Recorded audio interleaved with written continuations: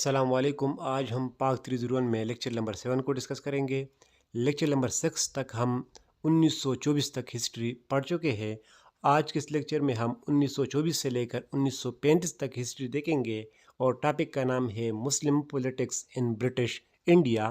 اور جو واقعات ہوئے ہیں وہ یہ ہے: Simon commission, Delhi Muslim proposal, Nehru report Jinnah 14 points, round table conference, communal award, Poona pact اور کانسٹیٹیوشن پروپوزل۔ یہ واقعات ہوئے ہیں 1924 سے 1935 تک۔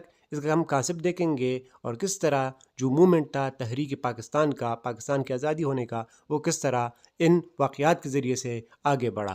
MCQs 100% آپ کے پریپئر ہوں گے۔ لیکچر کو آخر تک دیکھیں تاکہ کوئی بھی MCQs آپ سے مس نہ ہو جائے۔ شروع کرتے ہیں۔ سب سے پہلے دیکھتے ہیں سائمن کمیشن 1927 سے 1930۔ برٹش نے انڈیا کو چلانے کے لیے کچھ قانون بنائے تھے۔ ایک بنایا تھا 1909 میں، پھر بنا 1919 میں، اور پھر بنا 1935 میں۔ گورنمنٹ آف انڈیا ایکٹ 1919 میں بہت ساری باتیں تھیں، آگے ہم ڈسکس کریں گے کسی اور لیکچر میں۔ لیکن دو امپورٹنٹ پوائنٹس سائمن کمیشن کو سمجھنے کے لیے یہ ہے: سب سے پہلا پوائنٹ یہ تھا کہ ہم انڈین زیادہ لیں گے گورنمنٹ کو چلانے کے لیے، اور دوسری بات کہ 10 سال بعد یہ جو قانون ہے 1919 کا، اس میں اگر کوئی چینج کی ضرورت ہے تو اس کو ہم چینج کریں گے۔ تو 1927 میں ایک آفیسر ہے سائمن، ان کو کام ملا کہ آپ انڈیا جائے برٹش سے، اور اس ایکٹ کو 1919 اس کو ریویو کرے، کوئی چینج کی ضرورت ہے تو وہ ہم چینج اس میں لائیں گے۔ تو یہ کمیشن اس لیے کہتے ہیں سائمن کمیشن، کیونکہ یہ کام ملا تھا سائمن کو، اور یہ کمیشن انڈیا پہنچا 1927 کو۔ جب یہ کمیشن پہنچا تو جتنے بھی پولیٹیکل پارٹیز ہیں، مسلم ہے یا مسلم لیگ یا کانگریس، انہوں نے اس کمیشن کا بائیکاٹ کیا۔ بائیکاٹ کرنے کا وجہ یہ ہے کہ 1919 کے ایکٹ میں کہا تھا کہ ہم گورنمنٹ کو چلانے کے لیے انڈینز زیادہ لیں گے، لیکن اب سائمن کمیشن میں کوئی بھی انڈینز موجود نہیں ہے، اور اب نیو قانون بنے گی انڈیا کے لیے، اور انڈین سمجھتے تھے کہ انڈیا کے قانون کے لیے انڈین کا وہ حق حاصل ہے، لیکن اب سائمن کمیشن میں کوئی بھی انڈین موجود نہیں ہے۔ جب انہوں نے بائیکاٹ کیا تو سائمن کمیشن نے ایک چیلنج دیا کانگریس کو کہ آپ خود سے ایک پروپوزل تیار کریں کہ کس طرح قانون بنانا چاہیے انڈین کے لیے، اور ہم بھی ایک پروپوزل تیار کریں گے۔ تو سائمن کمیشن نے اپنی جو رپورٹ تیار کی وہ تیار کی 1930 میں۔ اس لیے دو ڈیٹس ہے، سائمن کمیشن پہنچا تھا 1927 کو، اور اپنے رپورٹ ریڈی کیے ہیں 1930 کے اندر۔ اچھا، چیلنج ملا پروپوزل تیار کرنے کے لیے، قانون بنانے کے لیے کانگریس کے لیے، تو مسلم نے سوچا کہ ہم خود سے ایک پروپوزل تیار کریں گے۔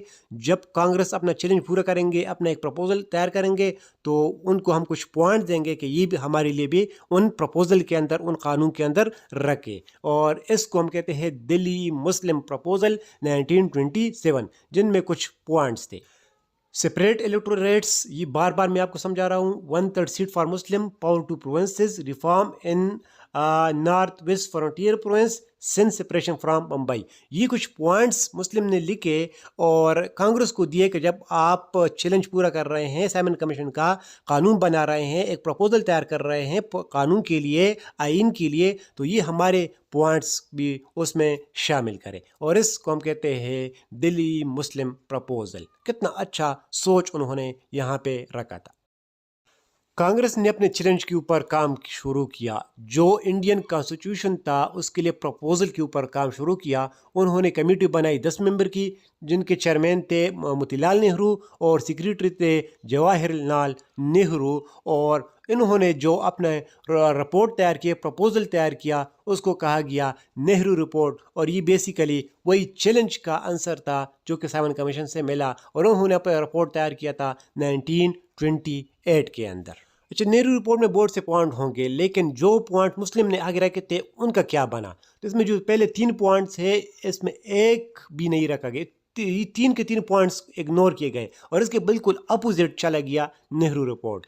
چوتھا پوائنٹ تھا کہ نارتھ ویسٹ فرنٹیئر پروونس میں کچھ ریفارم لائے، تو اس رپورٹ میں کہا گیا کہ ہم اس کے हम उसके को कॉन्स्टिट्यूशन आइनी स्टेटस देंगे इन बलूचिस्तान को और इस सूबे को, लेकिन कुछ कंडीशन के ऊपर। यहाँ भी 100% वो उसी तरह नहीं कहा गया। और सिंध सेपरेशन फ्राम मुंबई ये भी हम करेंगे, लेकिन इसके सेपरेशन में जितनी भी अखराजात होंगे वो ये सूबा खुद बर्दाश्त करेगी।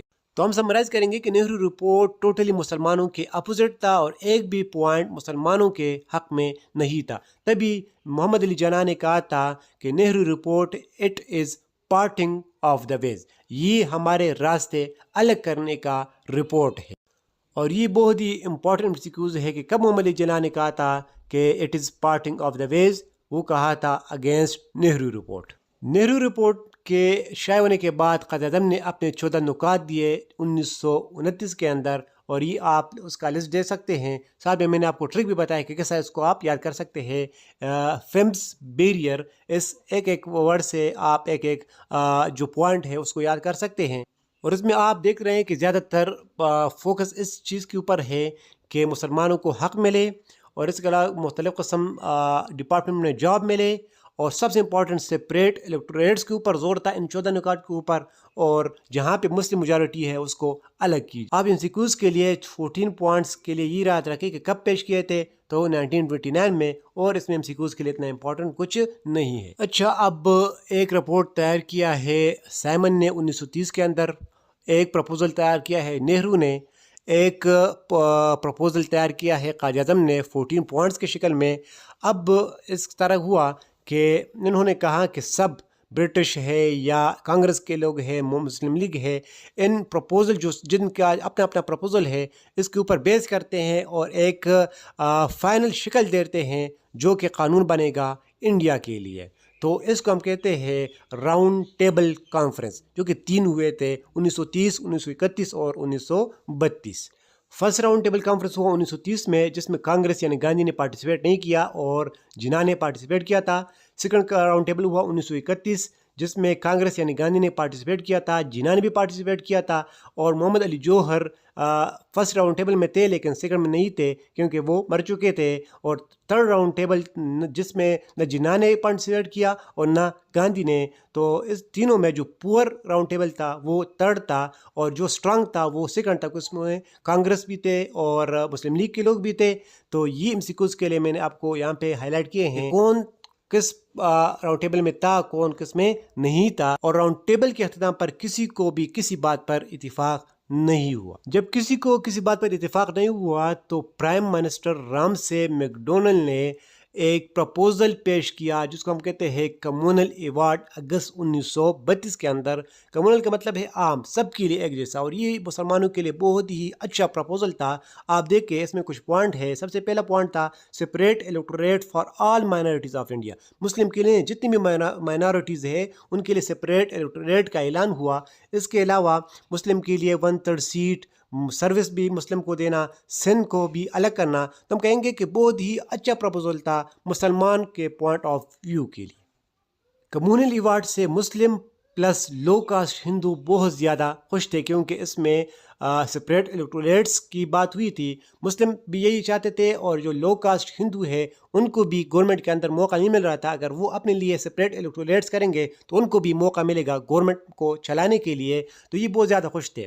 और बात अगर ये दोनों खुश है तो ज़ाहिर सी बात है कि कम्युनल अवार्ड फाइनल एक आइन बनता इंडिया के अंदर। लेकिन कांग्रेस बिल्कुल खुश नहीं थे इस कम्युनल अवार्ड से, और स्पेशली गांधी। वो इसलिए खुश नहीं थे कि वो कह रहे थे कि हम जो हिंदूज़ हैं वो डिवाइड हो जाएंगे क्योंकि लो कास्ट अलग हो जाएंगे और हम जो जनरल सीट के लिए खड़े होंगे वो अलग हो जाएंगे।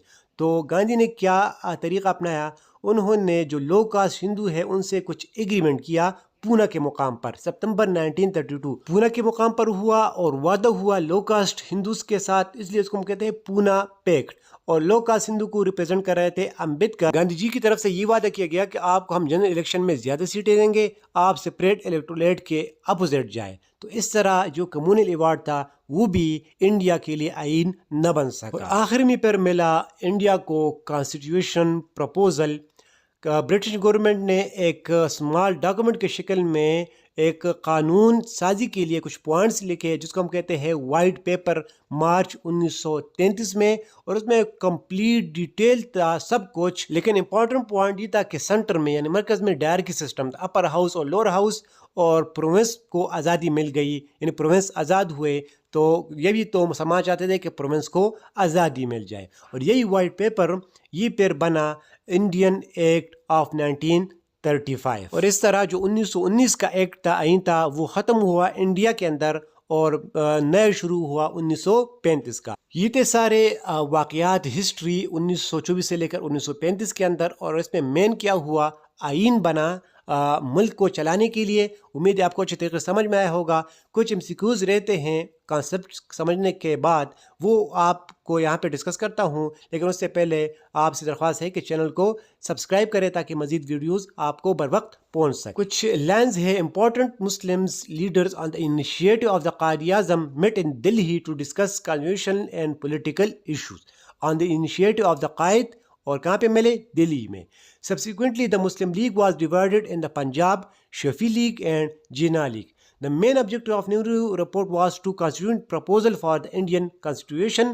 Quaid-e-Azam tried to get amendment in the report in the all parties conference in Kolkata but did not succeed. سب سے important issues Jinnah said in Nehru report, it is parting of the ways. The key issues of the second countable were federation and minorities. The Congress expressed strong reaction against the right of separate electorate to the Indian minorities, especially to low-caste Hindus whom Gandhi named Hari Jan. Third roundtable was poorly attended conference. Quaid did not participate despite living in London. Gandhi did not attend as he had been detained. The British government issued a small document in the form of white paper.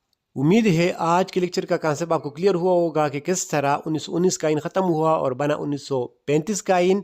مزید lectures اور videos کے لیے channel کو subscribe کریں۔ اللہ حافظ۔